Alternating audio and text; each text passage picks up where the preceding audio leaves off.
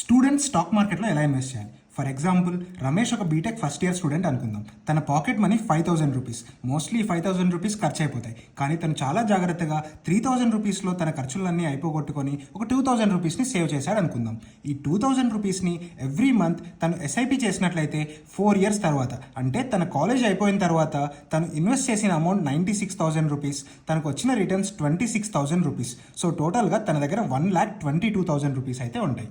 కానీ తను సేవ్ చేసిన ఈ 2,000 రూపీస్ని ఇలా ఇన్వెస్ట్ చేయకుండా ఈ 2,000 రూపీస్తో తన స్కిల్స్ని అప్గ్రేడ్ చేసుకోవడానికి యూజ్ చేసినట్లయితే, మంచి మంచి కోర్సెస్ని నేర్చుకొని తన స్కిల్స్ని డెవలప్ చేసుకున్నట్లయితే కాలేజ్ అయిపోయిన తర్వాత తను మంచి జాబ్ని పొందే అవకాశం అయితే ఎక్కువగా ఉంటుంది. ఇలా జాబ్ కానీ వచ్చినట్లయితే ఈ 1,22,000 రూపీస్ని జస్ట్ తను 2 to 4 మంత్స్లో అయితే సంపాదించేసుకోవచ్చు. అండ్ అదేవిధంగా తను నేర్చుకున్న స్కిల్స్ తనకు లైఫ్ లాంగ్ అయితే ఉపయోగపడవచ్చు. సో స్టూడెంట్స్ ఎప్పుడైనా కూడా ఇన్వెస్ట్మెంట్స్ కన్నా ముందు వాళ్ళ స్కిల్స్ని డెవలప్ చేసుకోవడానికి అయితే మనీని యూజ్ చేసుకోవాలి.